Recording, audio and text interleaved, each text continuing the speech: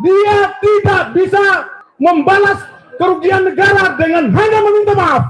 Dia tidak bisa membalas kerugian negara dengan melaksanakan doa atau salat tobat. Tidak bisa. Penjara pun tidak bisa mengurangi tebusan dosa-dosanya.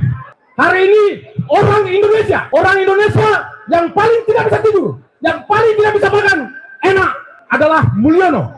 Begini sekarang dia. Dan satu hal yang perlu saya sampaikan, waspadai. Mungkin dalam kurun waktu dekat, tidak sampai tanggal 20, dia bisa menghilang.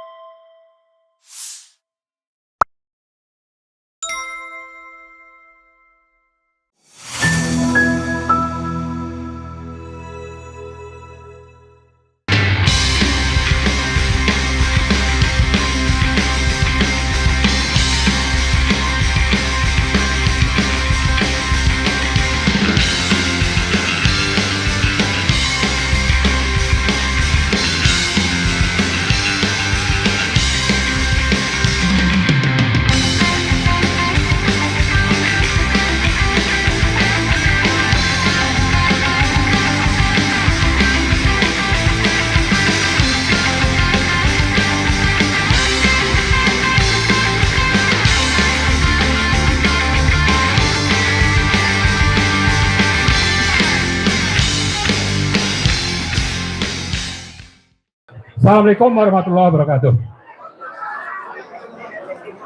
Alhamdulillahirrahmanirrahim. Allahumma sholli ala Sayyidina Muhammad. Saya kira perlu diingatkan bahwa kita melakukan ini atas dasar komitmen terhadap Pancasila. Di sana ada tuntunan agama, ada konstitusi, dan berbagai peraturan yang berlaku, dan juga prinsip-prinsip moral, dan juga ada ajaran atau amanat reformasi. Inilah yang menjadi salah satu alasan utama bagi kita berkumpul di sini, dan ternyata itu semua sudah dikhianati, dilanggar, dilecehkan oleh Joko Widodo. Ya, itu sudah sangat nyata dan itu sudah berlangsung cukup lama. Ternyata itu semakin ke belakang, semakin meningkat kejahatannya terhadap hal-hal pokok tadi, Pancasila, konstitusi, prinsip moral, undang-undang dan sebagainya. Itu satu hal. Nah, karena itu yang kedua, kami dari Petisi 100 itu sudah menyuarakan agar Joko Widodo itu dilengserkan, ya, supaya segera ditangkap dan diadili. Tapi karena moralnya rusak, dia menggunakan kekuasaan supaya dia tidak bisa diadili, terutama oleh siapa? Oleh DPR. Karena itu dia melakukan kejahatan moral dengan mengancam partai-partai untuk tidak pernah mengusung adanya hak angket agar proses pemakzulan itu bisa berlangsung. Nah, disitulah jahatnya Joko Widodo. Itu hal kedua. Kemudian yang ketiga, selama ini kita juga sudah bersuara, tapi banyak juga yang tersusupi, sehingga tidak fokus, tidak seperti hari ini. Ada yang sibuk untuk kembali ke Undang-Undang Dasar, ada yang bilang, oh ini kita lebih bagus, kita cuma gerakan moral, jangan menggugat-gugat, dan macam-macam alasan. Nah, sekarang saya kira sudah waktunya untuk kita bersatu supaya Joko Widodo itu tidak sempat mencapai tanggal 20 Oktober. Supaya Joko Widodo segera dilengserkan kalau bisa minggu depan. Karena itu pula saya mengajak kita semua untuk berkumpul bersatu, menggugat berbagai hal, termasuk menggugat kebohongan Jokowi, menggugat Jokowi melakukan atau berada atau bertanggung jawab terhadap serangan preman di Hotel Grand Kemang minggu lalu, menggugat tentang kasus atau masalah Fufu Fafa, menggugat tentang PSN bagi oligarki yang sudah disinggung oleh Pak Said Didu tadi, termasuk juga supaya kita bersama-sama menggugat ke MPR agar Gibran tidak pernah dilantik menjadi wakil presiden. Setuju? Terima kasih. Assalamualaikum warahmatullahi wabarakatuh. Waalaikumsalam warahmatullahi wabarakatuh. Jangan lupa Bang tanda tangan, kasih nama ya. Kawan-kawan semua, di antara kita hadir contoh lagi korban kezaliman rezim Jokowi. Pertama adalah Ruslan Buton dan yang kedua adalah Buniyani. Buniyani dihukum gara-gara seseorang terkait Basuki Cahayapurnama soal Al-Maida. Kemudian Ruslan Buton ketika menyampaikan opininya terhadap Presiden Jokowi. Silakan Bang Ruslan Buton tampil ke depan dan kemudian nanti Bang Buniyani. Hidup Ruslan Buton!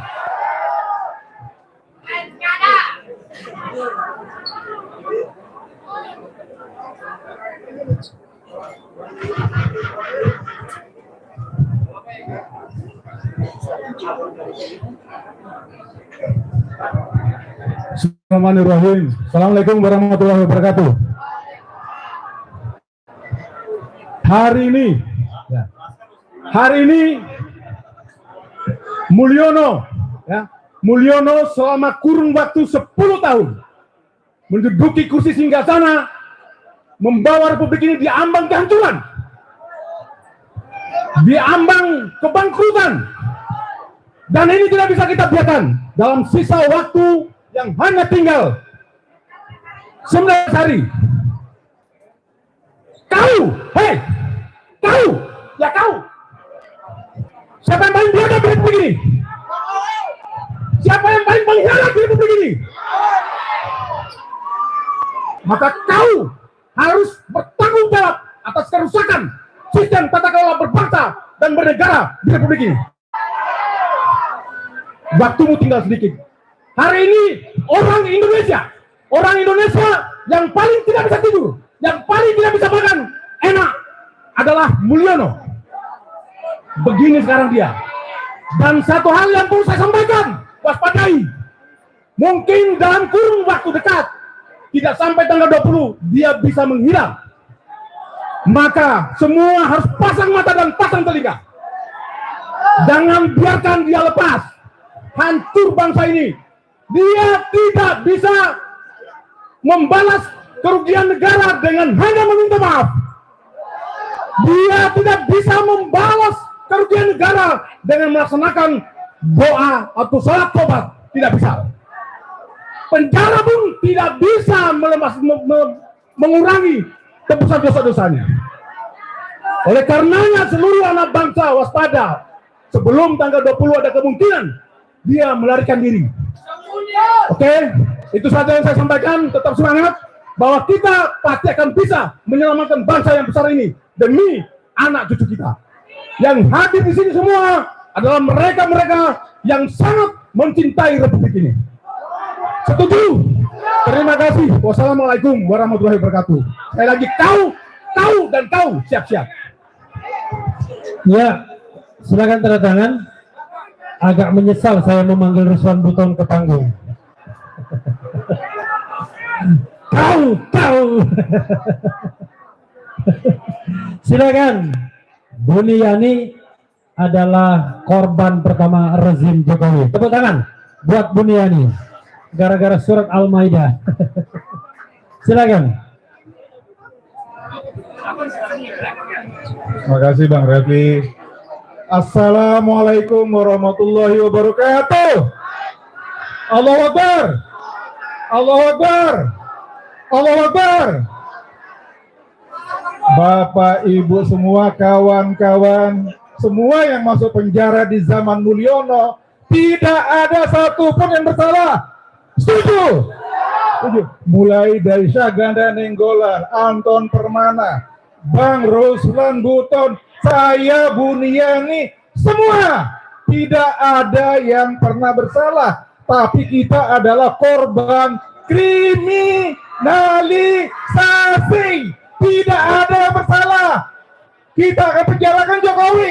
Setuju. Kita akan penjarakan Jokowi. Setuju. Setuju. Ini manusia berdebah, luar biasa biadab, tidak mempunyai etika. Tidak ada punya etika Jokowi. Setuju. Sallu ala Nabi. Saya belum pernah dari dulu oleh karena saya menahan diri. Sekarang saya diberikan tempat oleh Bang Refli. Allahu Akbar. Saya pertama kali adalah korban dari Mulyono yang jahanam biadab luar biasa. Kalau Bapak Ibu, saya bisa sekarang bercerita tentang kasus hukum saya, tetapi karena tempatnya bukan di sini, saya tidak akan bercerita. Yang jelas bahwa kita semua adalah korban kriminalisasi Jokowi. Ada Jokowi, kita penjarakan Jokowi. Assalamualaikum warahmatullahi wabarakatuh. Waalaikumsalam warahmatullahi wabarakatuh. Nama saya Ima dari Makassar. Iya, jadi kita semua elemen masyarakat merasakan dampak dari kelakuan Mulyono ini. Tidak, mulai dari anak-anak yang mau dikasih alat kontrasepsi, iya kan, semua generasi kena, mama-mama kena, anak-anak kena, bapak-bapak kena, semua kena, dan dia harus bertanggung jawab terhadap kelakuan-kelakuannya selama ini. Tidak bisa tidak. Jadi kita jangan hanya berteori saja, kita harus praktekkan, kita harus tuntut dia. Jokowi dan keturunannya tidak ada satupun. Kita capek cari apa kelebihan Jokowi, tidak ada. Kerusakan terus yang dia buat. Tidak ada, semua kerusakan. Heran saya ada manusia seperti ini. Anjing saja masih bisa berterima kasih, masih bisa ada rasanya. Jokowi tidak ada rasanya lagi. Sudah luar biasa. 10 tahun dia memimpin, tetapi ratusan tahun nanti yang kita akan rasakan. Anak cucu kita nanti akan merasakan. Apa dia tidak pikir? Dia juga punya cucu. Siapa namanya ETS itu? Dia juga punya cucu. Apa dia tidak mikir? Kalau dia tidak memikirkan rakyat Indonesia, coba dia pikirkan cucunya sendiri. Bisa nggak? Tapi dasar Jokowi memang tidak punya perasaan. Jadi memang harus kita masukkan ke penjara. Ngapain mau dikasih pensiunan? Itu pun belum berbanding lurus dengan perbuatannya. Saya kira itu saja. Terima kasih. Semoga kita kedepannya mendapatkan keadilan negeri ini. Kita asing di negeri kita sendiri. Terima kasih. Assalamualaikum warahmatullahi wabarakatuh.